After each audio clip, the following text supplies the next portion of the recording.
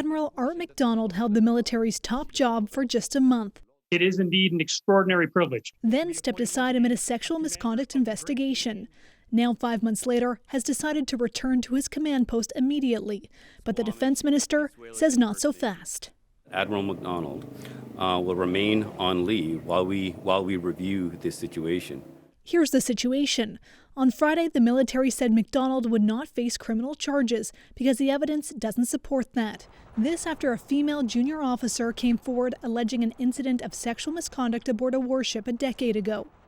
Today, McDonald's legal team released a statement saying now that he has been exonerated, it is appropriate for Admiral McDonald to return to his duties as CDS.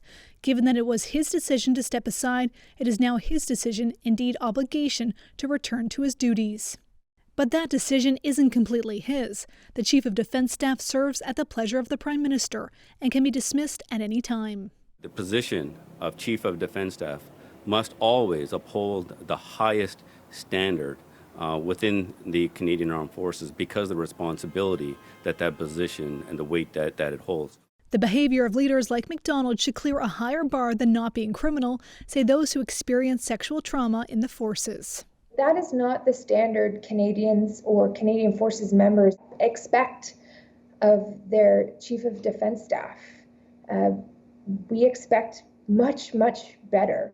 Others say leadership is a privilege. I think that he doesn't really have the moral authority to lead the Canadian Forces at this moment in time. You know, it's a real watershed moment for the military. A watershed moment where those who report sexual misconduct want to be heard, not dismissed. In a statement, the Privy Council office did say that public office holders are required to perform their duties in a manner above simply acting within the law. Ashley Burke, CBC News, Ottawa.